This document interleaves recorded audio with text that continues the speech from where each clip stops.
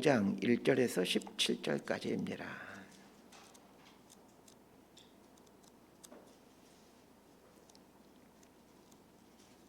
아모스서 5장 1절에서 17절까지 말씀 번갈아 가면서 읽습니다. 제가 먼저 읽겠습니다. 이스라엘 족속아, 내가 너희에게 대하여 애가로 지은 이 말을 들으라. 처녀 이스라엘이 엎드러졌으며 다시 일어나지 못하리로다. 자기 땅에 던지우며 일으킬 자 없으리로다. 주 여호와께서 이와 같이 말씀하시되 이스라엘 중에서 1000명이 행군에 나가던 성읍에는 100명만 남고 100명이 행군에 나가던 성읍에는 10명만 남으리라 하셨느니라. 여호와께서 이스라엘 족속에게 이와 같이 말씀하시기를 너희는 나를 찾으라. 그리하면 살리라. 베델을 찾지 말며 길갈로 돌아가지 말며 브엘세바로도 나아가지 말라. 길갈은 반드시 사로잡히겠고 베델은 비참하게 될 것임이니라 하셨나니 너희는 여호와를 찾으라. 그리하면 살리라. 그렇지 않으면 그가 불같이 요셉의 집에 임하여 멸하시리니 베델에서 그 불들을 끌 자가 없으리라. 정의를 손쑥으로 바꾸며 공의를 땅에 던지는 자들아, 묘성과 삼성을 만드시며 사망의 그늘을 아침으로 바꾸시고 낮을 어두운 밤으로 바꾸시며 바닷물을 불러 지면에 쏟으신 이를 찾으라. 그의 이름은 여호와시니라. 그가 강한 자에게 갑자기 패망이 이르게 하신즉 그 패망이 산성에 미치느니라. 무리가 성문에서 책망하는 자를 미워하며 정직히 말하는 자를 싫어하는도다. 너희가 힘없는 자를 밟고 그에게서 미래 부당한 세를 거두었은즉 너희가 비록 다듬은 돌로 집을 건축하였으나 거기 거주하지 못할 것이요 아름다운 포도원을 가꾸었으나 그 포도주를 마시지 못하리라. 너희의 허물이 많고 죄악이 무거움을 내가 아노라. 너희는 의인을 학대하며 뇌물을 받고 성문에서 가난한 자를 억울하게 하는 자로다. 그러므로 이런 때에 지혜자가 잠잠하나니 이는 악한 때임이니라. 너희는 살려면 선을 구하고 악을 구하지 말지어다. 만군의 하나님 여호와께서 너희의 말과 같이 너희와 함께 하시리라. 너희는 악을 미워하고 선을 사랑하며 성문에서 정의를 세울지어다. 만군의 하나님 여호와께서 혹시 요셉의 남은 자를 불쌍히 여기시리라.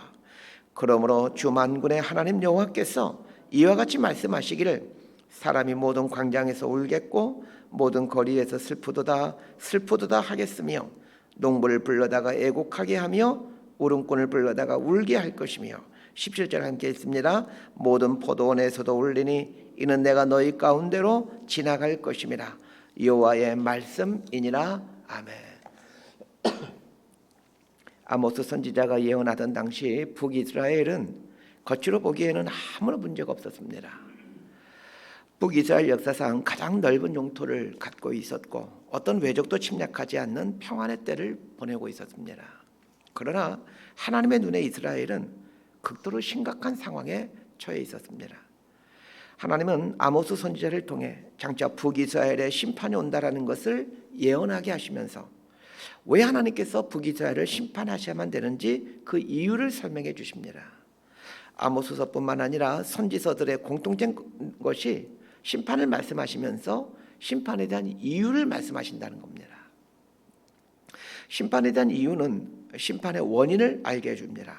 우리는 선지서에 나오는 심판에 대한 이유를 보면서 오늘 나의 모습에서 그리고 교회와 사회 속에서 이스라엘을 심판하게 하였던 이유들을 발견하여 고치는 작업을 해야 합니다.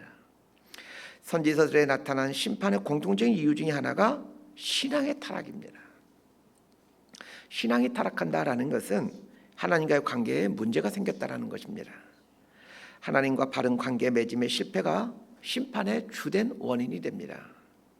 오늘 본문에서 하나님은 아모스 선지자를 통해 왜 이스라엘이 심판받을 수밖에 없는지 그 상세한 이유를 말씀해 주십니다. 자, 1절에서 3절까지 말씀 함께 보겠습니다. 시작. 이스라엘 족속아, 내가 너희에게 대하여 애가로 지은 이 말을 들으라. 처녀 이스라엘이 엎드러졌으며 다시 일어나지 못하리로다. 자기 땅에 던지오며 일으킬 자 없으리로다. 주 여호와께서 이와 같이 말씀하시되 이스라엘 중에서 1000명이 행군에 나가던 성읍에는 100명만 남고 100명이 행군에 나가던 성읍에는 10명만 남으리라 하셨느니라. 자, 1절에서 3절은 애가입니다. 애가는 장례식 때 그 죽은 사람 앞에 사는 노래라고 보시면 됩니다. 시신 앞에서 애가를 부르는 것은 모든 희망이 사라졌기 때문입니다. 하나님께서 아모스 선지자를 통해 애가를 부르게 하심으로 북이스라엘 사람들에게 경고하고 있습니다. 지금 너희들의 상태가 지금 이 애가를 부를 만큼 심각한 상태이다라는 겁니다.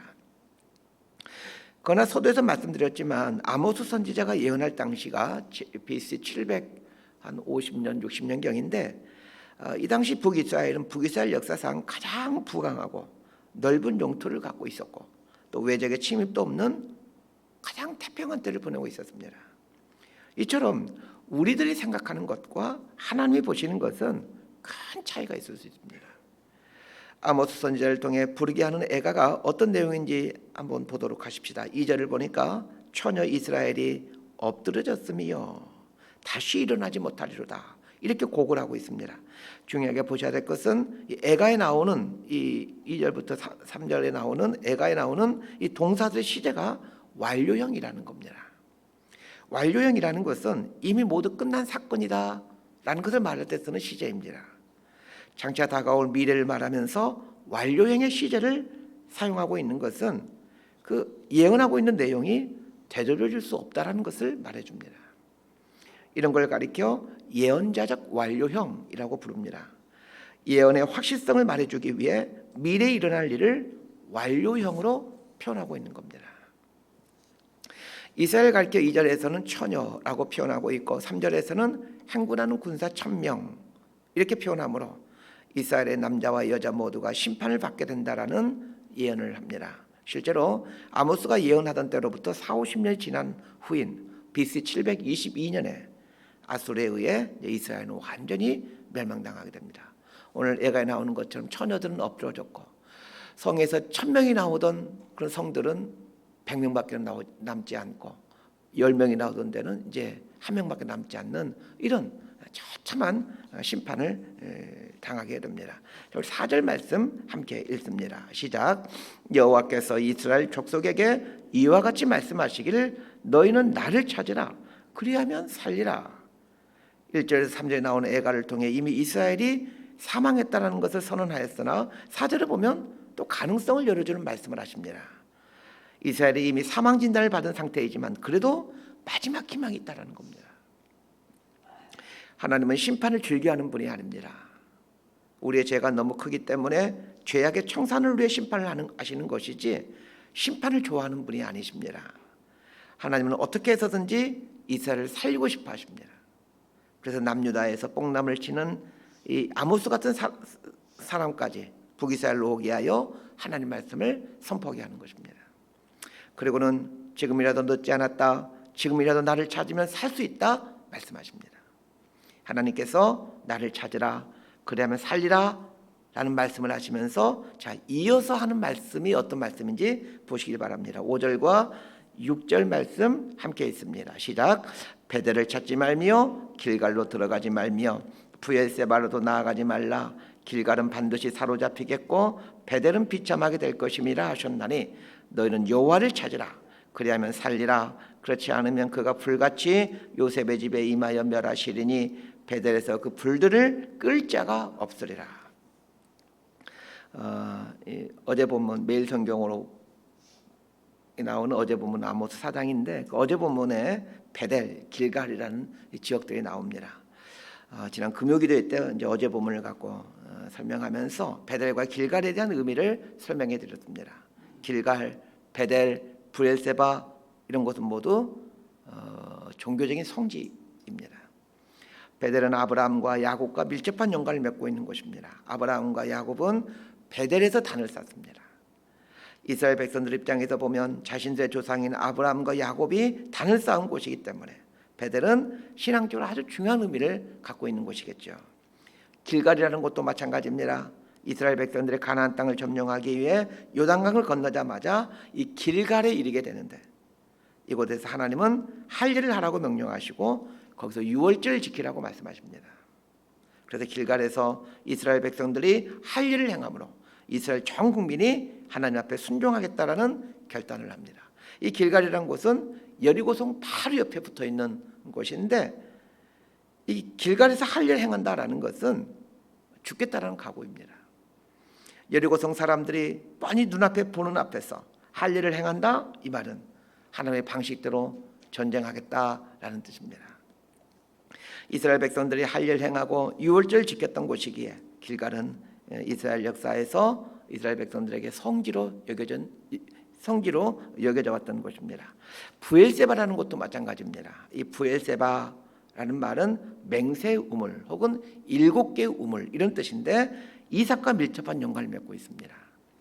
이삭만 연관되어 있는 게 아닙니다. 아브라함도 브엘세바와 연관되어 있고 야곱도 이곳과 연관되어 있습니다. 창세기 보게 되면 이 브엘세바와 관련한 여러 가지 족장들과 관련된 사건들이 등장하게 됩니다. 베델, 길갈, 브엘세바는 이스라엘 역사에서 가장 성스러운 곳이고 종교적인 곳이었기에 아모스 선지자가 활동하던 당시에도 북이스라엘 백성들은 이곳에 가서 하나님께 제사를 드리고 있었습니다. 그러나 베델과 길갈에 가서 제사를 드리는 것이 하나님께서 원하신 일이 아니었습니다. 오늘 본문은 5절에서 베델을 찾지 말며 길갈로 들어가지 말며 브엘세바로도 나아가지 말라 라는 이 말의 의미는, 오늘날의 상황으로 번역한다면 예배당만 부지런히 나오는 삶을 중단하라 라는 말입니다. 예배당만 부지런히 나와서 성전 마담만 받는 형식적인 신앙생활을 중단하고 하나님 찾으라 라는 겁니다. 쉽게 말하면 종교생활 중단하고 하나님 만나는 신앙생활 해라, 이런 뜻입니다. 그러면서 하나님께서 내리신 심판의 불이 베델에서 시작된다라는 말씀을 하십니다. 6절 하반절을 보면 그가 불같이 요셉의 집에 임하여 멸하시리니 베델에서 그 불들을 끌 자가 없으리라, 이렇게 말씀하십니다. 이 말씀은 오늘 우리 그리스도인들이 마음에 새기고 있어야 될 말씀입니다. 오늘 본문에 나오는 베델, 길갈, 브엘세바와 같은 곳은 지금 우리식으로 하면 예배당, 교회 이렇게 불림받는 곳이라 할 수 있습니다. 하나님을 찾는 신앙생활과 베델, 길갈, 브엘세바를 찾아가는 종교생활은 어떻게 구분할 수 있는 겁니까? 7절 말씀을 함께 읽도록 합니다. 시작. 정의를 쏜쑥으로 바꾸며 공의를 땅에 던지는 자들아. 정의와 공의가 실현되고 있느냐로 구분하고 있습니다. 하나님을 찾는 신앙생활을 하게 되면 사회의 정의와 공의가 살아나게 됩니다. 반면에 종교생활을 하게 되면 종교의식은 활발해지나 정의와 공의가 사라지게 됩니다.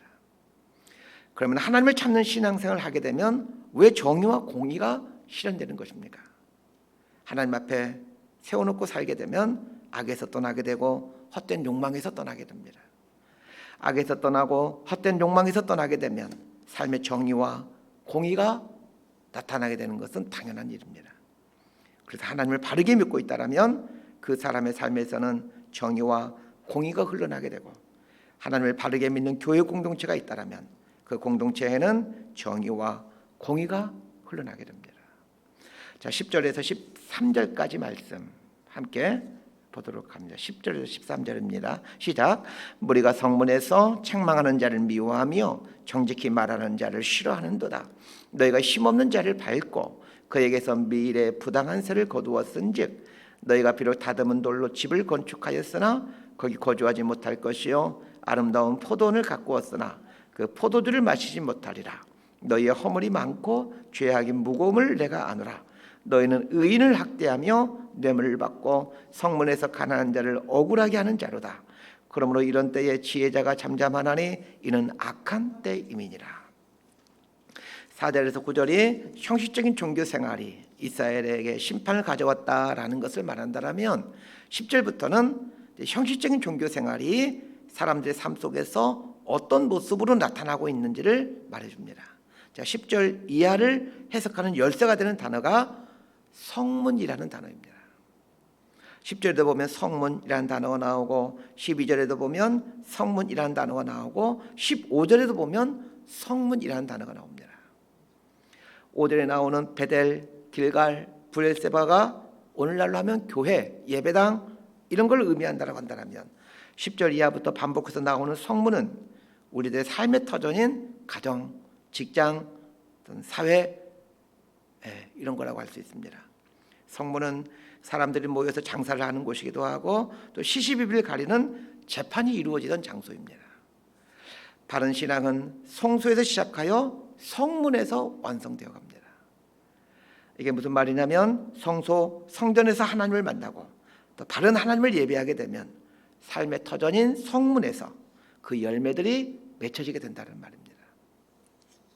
그렇기 때문에 우리의 삶의 자리에서 이 신앙의 열매 또 성령의 열매들이 맺혀지고 있느냐로 우리가 종교 생활을 하고 있는지 또 신앙생활을 하고 있는지를 분별해 갈 수 있게 됩니다.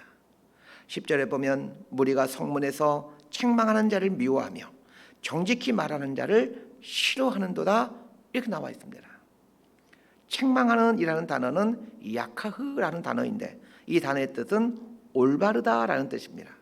이 책망하는 자를 미워한다라는 말은 올바른 말과 올바른 행동을 하는 사람을 미워한다, 거부한다 이런 뜻입니다.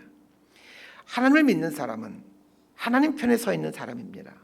그래서 하나님 편에 서 있는 사람은 누구의 편이 아니라 진리의 편에 섭니다. 적지 않은 그리스도인들이 자기 편을 들어주는 사람을 좋아하고 또 자기를 지지해주는 사람을 좋아합니다. 그렇게 해서는 안 됩니다. 진리의 편, 오른편에 서야 됩니다. 나하고 친하게 된다고 친한 사람의 편에 서면 교회는 분열되고 맙니다. 나하고 친하게 지내는 사람이라 할지라도 그 사람이 옳지 않은 주장을 하고 옳지 않은 행동을 할 때는 충고를 해줘야 합니다. 목회하면서 좀 힘들면서도 어려운 것 중에 하나가 이런 것입니다. 누군가의 편을 들어주면 그 사람을 내 사람으로 만들 수 있을 것 같습니다. 그런데 그 사람의 말과 주장이 옳지 않습니다. 그렇다고 그 사람에게 충고를 하게 되면 그 사람을 잃을 것만 같습니다. 이때 사람들은 옳고 그름보다는 관계를 선택해버리고 맙니다. 이러한 부분은 아직도 어렵습니다. 성전에서 하나님을 인격적으로 만나고 그분 앞에 나를 세워놓고 살면 성문인 삶의 자리에서 옳은 것, 진리, 선한 걸 선택하며 사는 것으로 나타나게 됩니다. 또한 삶의 자리인 성문에서 내 욕망을 이루기 위해 다른 사람을 짓누르고자 하는 악함에서 떠나게 됩니다. 자, 11절에 보면 너희가 힘없는 자를 밟고 그에게서 미래 부당한 선을 거두었은즉 이렇게 말하고 있습니다. 삶의 자리인 성문에서 왜 힘없는 자를 밟습니까? 내 배를 채우기 위함입니다.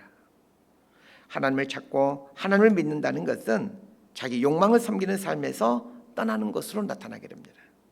그래서 하나님을 믿는다 하면서 직장에서 뇌물을 받거나 자기 욕심을 채우기 위해 각종 악을 행하는 사람이 있다면 그 사람은 엄밀한 의미에서 그리스도인이라 할 수 없습니다.